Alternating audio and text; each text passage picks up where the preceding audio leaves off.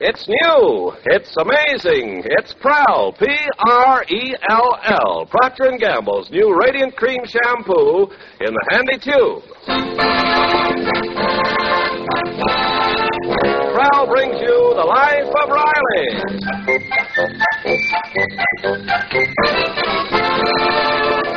Prell, the shampoo that removes unsightly dandruff in as little as 3 minutes and leaves hair radiantly clean, radiantly lovely, presents The Life of Riley with William Bendix as Riley.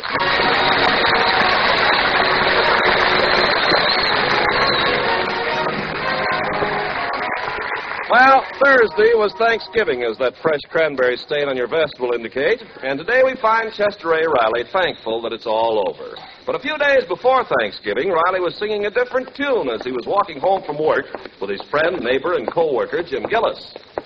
Hey, wait, Gillis. Let's go down this street here. I got to pick up our Thanksgiving turkey at Al's Meat Market. Oh, I'm glad you reminded me. My honeybee told me to pick ours up. Great guy, Al. You know, in our house, all four of us like the drumstick, and nobody likes the whatchamacallit. So this year, Al promised to give me a turkey with 4 drumsticks. How is that possible? 1 turkey with 4 drumsticks? Yeah, well, with Al, it's easy. Some other customer will get a turkey with no drumsticks and 2 whatchamacallits. You know, I love Thanksgiving, Gillis. Yeah, me too. It's nice to stay home and bask on the bosom of the family. Yeah, we're pretty lucky compared to other guys. We got something to be thankful for. After all, we've got our health. Yeah, that's something to be thankful for. We each got fine kids who are married to 2 fine, plain, home-loving girls. Yeah, that's something to be thankful for. You know, Gillis, we might have married a couple of flashy dames just for their looks. You know the type, those luscious blondes with those gorgeous figures, but we didn't. That's something to be thankful for. And that ain't all. I'm thankful for the good friends I got. Like you, Gillis. A guy couldn't ask for no better friend than you. You're wonderful. I love you too, Riley. I feel like we're more than just friends. We're brothers. Oh, we're more than brothers. We're sisters. Under the skin. I'll never forget what you did that time our house burned down and we had no place to live. What did I do? So I let your family live in my house for a couple of weeks. Any noble-type person would have did the same. Yeah, but you only charged us $4 a day, the ceiling price. Well, one good thing to say is another. I was just paying you back for that time 5 years ago when I needed that blood transfusion to save my life. I'll never forget how you offered your blood. Oh, it was nothing. I just called up the blood bank and told them to give you a pint out of the quart I gave them. I know, Riley, but it ain't your blood. It's the thought behind it. Gillis, I got a great idea. Why don't you and the family have Thanksgiving dinner at our house? We'll all give thanks together. Hey, that's a super pipe idea. I'll bring over our turkey and all the trimmings. Great. Oh, boy, what a Thanksgiving we'll have. 2 turkeys, 2 dishes of cranberry sauce, 2 boats of gravy, 2 pumpkin pies, 2 big cigars to smoke after dinner. And 2 wives to do the dirty dishes.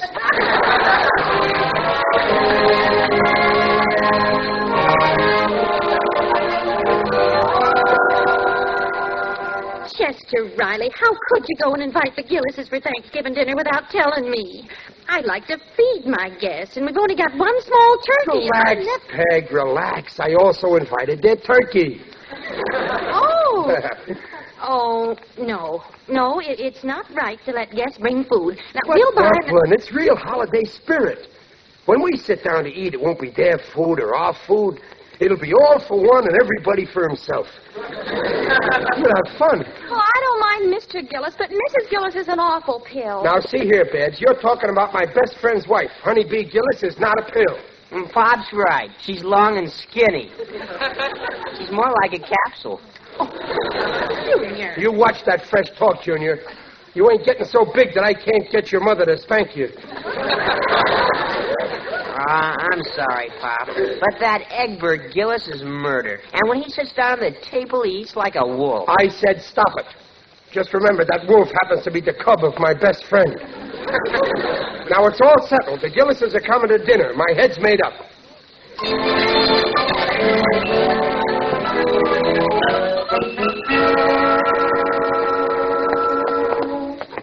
Hey, how hurry up, Riley. We'll be late for work. So anyway, Gillis, when I told Peg and the kids that you and the family is coming over for Thanksgiving dinner, they was thrilled.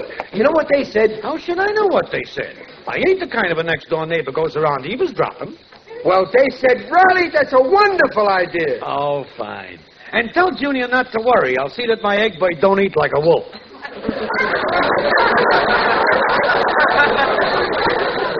Gillis, you heard. Well, ever since that cut-rate dentist filled my tooth with copper, my ears pick up like a radio. Now, come on. If we're late once more this month, the boss will blow his top. Oh, quit worrying. Mr. Stevenson went out of town for Thanksgiving. No, he's staying here. Only his family went away. The chauffeur told me. Oh, well, then we better snap it up. Hi, fellas. Hiya, Sharky. Hi. Heard the news? Botkin quit his job.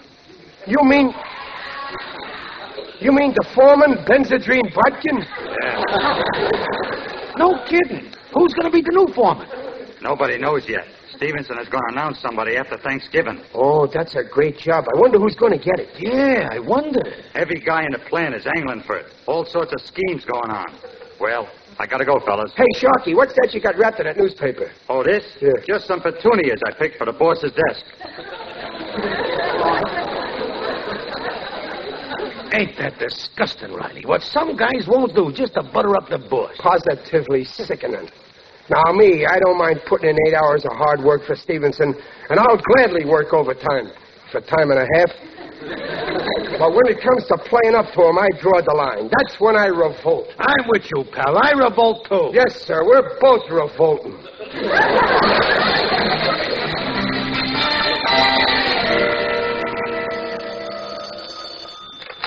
Hello, Stevenson speaking. Hello, boss. This is Gillis. I just heard you're going to be a bachelor on Thanksgiving. Me and the family would love to have you break bread on us. Well, say, that's awfully nice of you, Gillis. I think I can... hold on a minute, will you? My other phone's ringing. Hello? Hello, boss. This is Riley. What are you doing for dinner on Thanksgiving?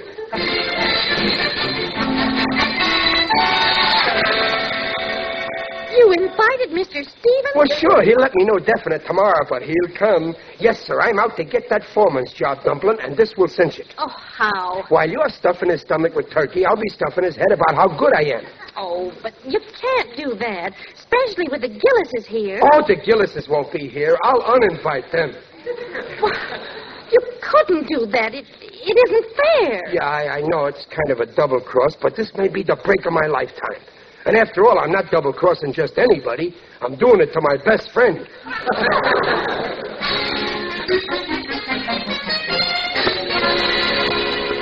But, honeybee, don't you get it? I invite the big boss here to dinner, I get in good with him, and the next day I'm foreman. But you promised to go to the Riley. Oh, I'll get out of that pooch face. This is a crucial thing. Now leave everything to me, vision of loveliness.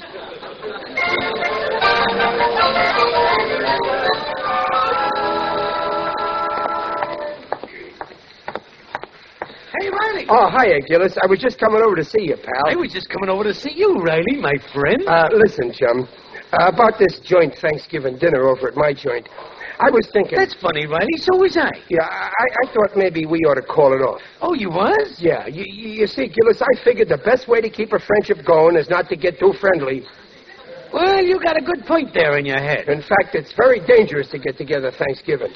I can see just what's going to happen. You'll come over with your wife and egg bread and your turkey. And there's me and my wife and kids and our turkey. It's very crowded. Where am I sitting? On the piano stool. Very uncomfortable. And everybody's nerves is on edge. First thing you know, my junior says to your egg bird, "Hey, egghead, don't eat like a wolf." Yeah, and then my egg bite takes a poke at your junior and gives him a bloody nose. Right. And then my wife comes in, takes one look at Junior and yells, "Junior, wipe that cranberry sauce off your face." But then she finds out what happened, so she turns on my honeybee. That's right. And Peg says, "Really, honeybee, you might teach that brat of yours some manners."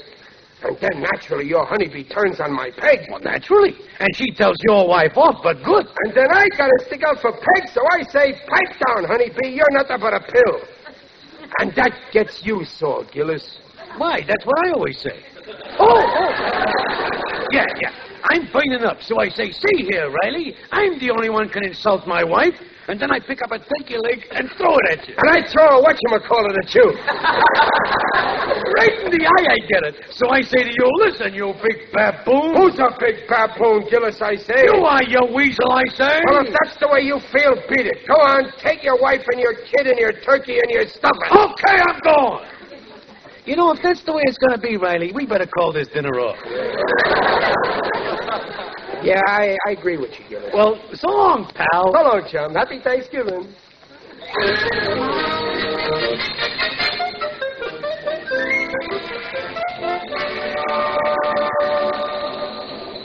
We need some more rivets, Gillis. Oh, yeah. Oh, quitting time, Riley. Yeah, okay.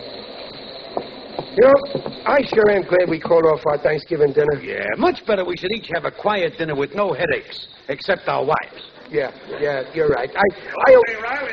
Riley. Mr. Stevenson. What's he doing in the shop? Riley, I want to thank you again for your invitation for Thanksgiving dinner. Why, you double-crossing snake. And Gillis, I want to thank you for your invitation. Gillis. Why, you're a bigger snake than I am. Well, what's the trouble, boys? So that's why you wanted to get out of our joint dinner. Well, what about you? Now, wait a minute, boys. Were you planning to have Thanksgiving dinner together? Well, yes, only we... Well, fine. That solves everything. I can accept both of your invitations at the same time. So go right ahead with your original plans and count me in. See you tomorrow at 3. What a revolting development this is.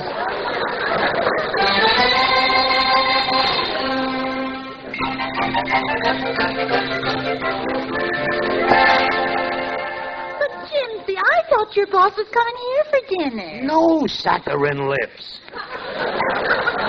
That's all changed now. We're all going to eat at Riley's. Oh, but Egbert's been invited to Artie Meyer's house. Good. Maybe it's better my boss don't see our Egbert. Things are tough enough. Well, all right, we'll go.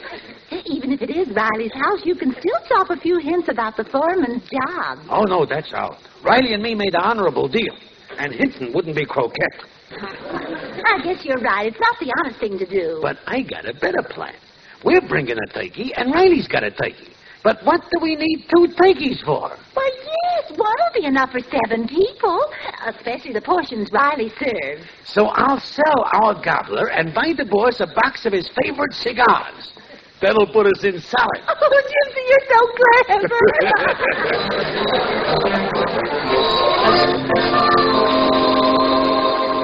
But, Dumpling, it's so simple. Gillis is bringing a turkey, and we got a turkey. What do we need 2 turkeys for? Well, yes, it is a lot, and today with the food shortage... Sure, so I'll sell our turkey and buy the boss a cigar lighter. It's patriotic to save food, and the boss will love me for that lighter. Well, now wait, Riley. Poor Gillis. I bet he'd love to borrow my brain. Well, I don't like it, Riley. It's underhanded, and it's just not fair. I know, Peg, but you don't understand. This is business. And the business world, it's like a jungle. Beast against beast. That's the only way to get ahead. So don't you worry. When I'm foreman, you'll give thanks that you're married to a beast like me.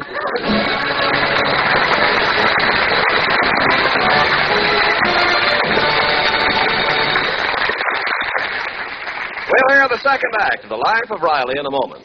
Say, Ken, millions are asking for Prell, Procter & Gamble's Radiant Cream Shampoo in the handy tube. Of course, Prell's popular for 2 reasons. First, Prell leaves hair more radiant than any soap or soap shampoo because Prell can't leave a dulling soap film. Second, Prell's a wonder for unsightly dandruff. Yes, Prell removes such dandruff in as little as 3 minutes. Examinations by a group of doctors proved it.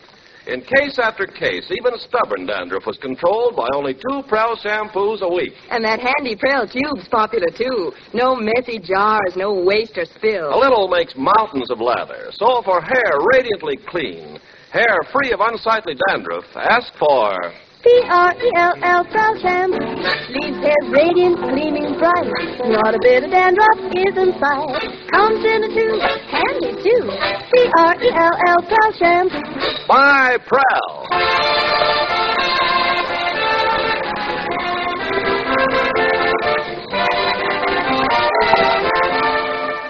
And now back back to The Life of Riley with William Bendix as Riley. Well, got the table all set. Oh, it looks beautiful, Babs. Hey, where's the carving knife? Oh, here it is, Pop. I wonder if it's sharp enough. Junior, bend your head down. Riley! Oh, for heaven's sake. Well, don't get excited. I just want one hair. Now, who left the door open like that? Oh, shut that. No. Leave it open. Well, why, Daddy? Well, Gillis's hands will be so full carrying his turkey, he won't be able to ring the bell. Oh, don't be silly. Shut it, Babs. Say, I almost forgot the champagne. Where's the champagne? Oh, here, Daddy. Junior, empty the ashes out of the bucket and fill it with ice. I'll put the champagne in it. I want the boss to have everything like he has at home. Oh, this champagne's great stuff. Imported from San Diego. Oh, that must be the Gillises. Happy Thanksgiving, folks. Oh, Mr. Gillis. Come in, Gillis, old pal. I hope you brought your appetite. Don't worry, Riley. I'll gorge up my quota of victuals. Hello, Mr. Gillis. Hi. Gillis, you're alone? Oh, no. Honeybee went in through your kitchen. Oh, naturally. Boy, that turkey smells delicious.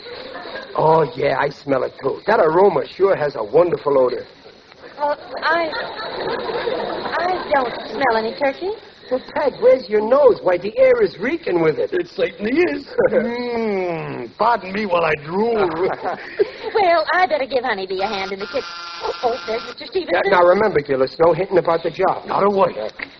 Happy Thanksgiving, everybody. Oh, hello, Mr. Stevenson. Come Hiya, in. boys. Hi there, Chief. Well, Junior, Barbara. Stevenson, Hello, let me take your coat. Thank you, Barbara. Here, sit down, boss. Make yourself at home in my chair. What Gillis means is make yourself at home in my chair. In my home. I hope I'm not too early, Riley. Oh, no, you're just in time. We were all waiting for you, including the turkey. Ah, turkey. Just the thought of it makes my mouth water. Riley, give the boss a blotter. Oh, should we sit down, Peg? Huh? Yes, dear, I'm all ready. Okay. hello there, everybody. Hello, honeybee. Oh, Mr. Stevenson, charmed, simply charmed. Pleasure to see you, Mrs. Gillis. Well, shall we sit down, Honeybee? Yes, by all means, darling. Well, let's see. You sit here, Mr. Stevenson. Thank you. And, let's see. Honeybee and Miss Gillis there. And Riley sits there. Yeah. Oh, and Babs and Junior. Oh, Here, Mr. Stevenson. Here, Mr. Stevenson, you do the coughing, huh? Oh, no, I couldn't, Riley. Oh, go on. You're good at cutting salaries. Try it on a turkey. Well, all right. Well, I'm all set. Bring on the turkey. Okay, bring on the turkey. Yep, bring on the turkey. all right, Honeybee, bring on the turkey. Sandy, where is it, Peggy, dear? Why, in the kitchen where you put it. I didn't put it anywhere. Where'd you put it, darling?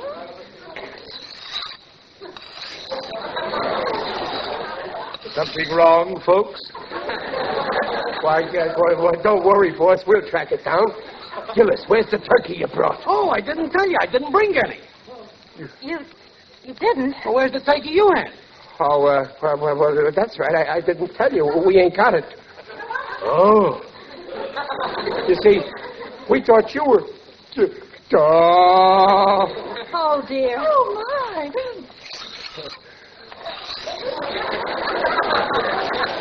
Well, now, Gypsy, run down to the delicatessen and see if you can get some turkey. Hurry. Okay, sit tight. Excuse me a minute, folks. Riley, say something. I read in a magazine once that sardines have got more vitamins than all...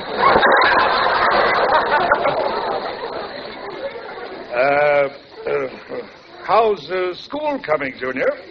Oh, fine, Mr. Stevenson. Nice weather for Thanksgiving, isn't it? Wonder how Cornell make out against Penn.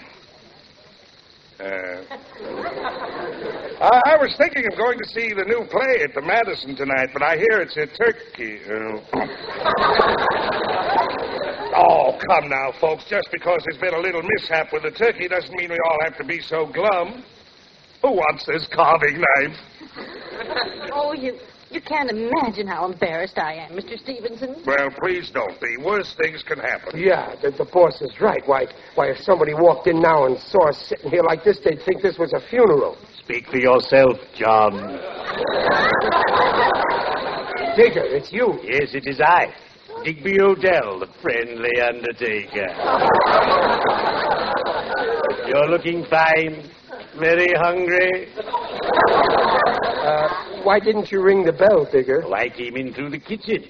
You see, This is my boss, Mr. Carl Stevenson. Boss, Digger Odell. How do you do? Carl Stevenson. Well, as I live and breathe, if you'll pardon the expression. Glad to know you, sir. One of my dearest cronies was your late uncle, Rufus Q. Stevenson, the pawnbroker. Oh, yes, good old Uncle Rufus. A fine man. He once helped me out of a hole.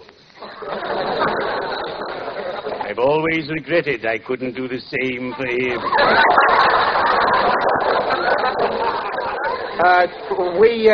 We were almost going to have a little Thanksgiving dinner, Digger. Ah, Thanksgiving, my favorite holiday. Started by the Pilgrims, one of whom was my ancestor, Roger Odell. Really? Ah, yes. He started the family profession, a stone's throw from Plymouth Rock. Gee, a pilgrim. The very day they landed, they were attacked by a ferocious band of Iroquois. And Roger Odell personally made 50 Indians bite the dust. Wait a minute, Digger. He killed 50 Indians? No, the others killed them, but Odell made them bite the dust. Well, toodaloo. Oh, we'd ask you to stay for dinner, Mr. Odell. Oh, no, thank you. My family and I were invited at the last minute to be the guests of J.J. Gabriel. Oh, yeah. He's the town's biggest undertaker. Oh, yes. He does a land office business. You're eating dinner at his place? I have to for business reasons. So I brought you over our turkey, all cooked and ready to serve. Digger! You brought us a turkey? Yes, I laid it out in the kitchen. Oh, Digger, you saved my life. I did? Well, after all, it's a holiday. Oh, thank you very much, Mr. Odell. I really must go. Gabriel is waiting for me outside. That's Gabriel now. And you know me. When Gabriel blows his horn, I come a-running. Well, cheerio. I'd better be shoveling off.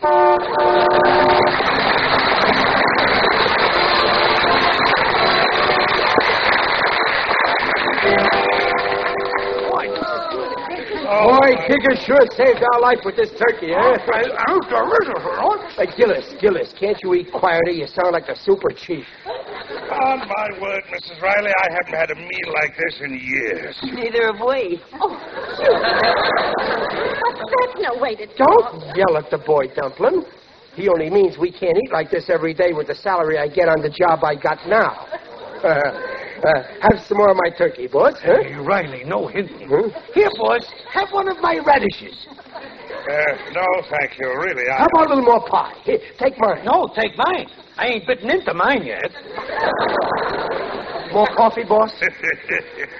Please, boys, not another morsel. All I want now is to fall into a soft chair and smoke a good cigar. Oh, well, here, smoke a whole box with my love. Well, light him with this nifty lighter, right from my heart. Well, boys, this is very nice of you, but you really shouldn't have done it. I don't expect any present. Oh, forget it, boys. Well, shall we go in the other room? Yeah, no, wait. Let's drink a toast. Good idea. What'll we drink to? Let's drink to the health and happiness of the new foreman. Oh, then you know Riley. Well, I sort of guess. You know too, Gillis? Well, I know what a great executive you are, boss, so there's only one man you could pick. Get ready, honeybee. I'm so excited.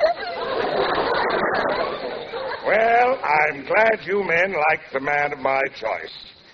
So here's luck to the new foreman, Joe Beamish. Joe Beamish! Joe Beamish? Joe Beamish? Yes, Joe Beamish. Fine fellow. Oh, Gillis, hand me that ashtray, please. Get it yourself. Don't be rude. Something wrong? Riley, what's the matter? What's the matter? making Joe Beamish foreman. After all we did for you, some gratitude. What Riley's saying, I'm endorsing in spades here. Now, wait. When you opened up the plant and you couldn't get no help, who gave up a good job to go and work for you? We did. But where was Joe Beamish? Go on, Riley. Give it to him good. Right in front of me. But, Riley... During the war, we could have gotten better jobs for more pay, but we stuck with you. And where was Joe Beamish then? He was flying a plane over Germany. Germany. That's a fine place to be with a war going on.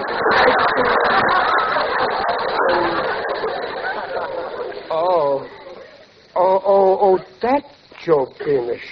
The one who was wounded? Yes. He's out of the hospital now. And he uses that artificial leg just fine. Besides that, he has seniority, and he's a fine worker. You couldn't have picked a better man, boss. I'm sorry if I've disappointed you fellas. Oh, you didn't, Mr. Stevenson. What Riley says, I agree with him. Honest, I ain't disappointed either. Joe Beamish deserves the job. That's the way to talk, dear. I don't mind if you're not foreman. Oh, sure. Why should you mind, Dumpling? After all, you got plenty to be thankful for as it is. You're still young and good-looking. You got a son who's handsome. You got a daughter who's gorgeous. And you got a husband who... if there's any more turkey left, I'll have to watch him call him.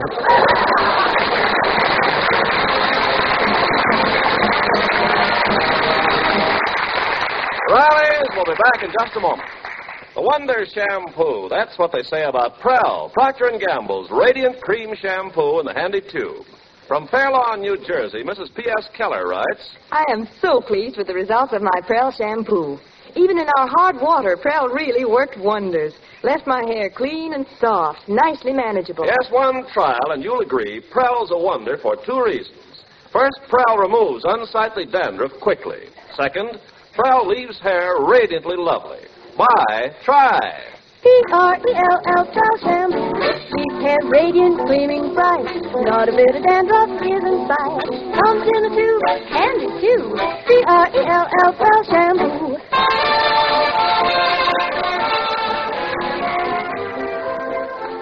Well, it ended up a nice dinner after all, didn't it, honeybee? Simply scrumptious. And even if we ain't foreman, we're still friends. Hey, Riley? Through thick and thin. Yes, sir, Gillis, and believe me, they don't come any thicker than us.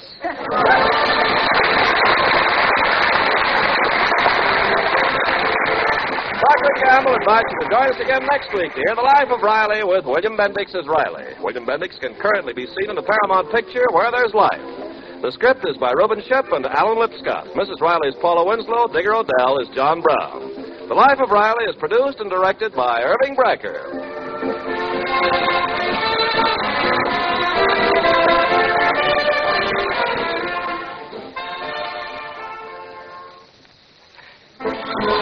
Oh, she was the Duchess' daughter.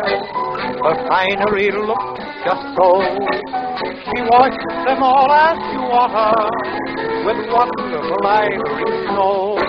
Ah, wonderful ivory snow. The soap that's so kind to your hands, you just know it's kind to sheer nylons and dainty lingerie. And your hands will tell you why Ivory Snow keeps lovely washables lovely longer. Prove it. This week, wash your dishes with Ivory Snow. When you see how it pampers your hands, you'll really know it's extra kind of fine fabrics. There's no other soap like it. Ivory Snow's the only soap, both ivory mild and in granulated form. Make suds instantly in lukewarm, even in cool water. Your hands will tell you why Ivory Snow keeps pretty lingerie and other nice things lovely longer. Oh, wonderful ivory snow. S-N-O-W.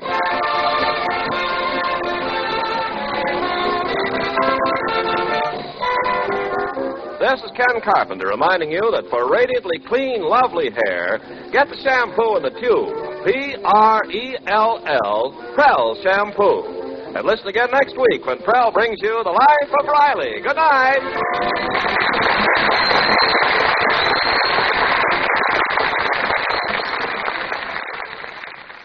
This is NBC, the national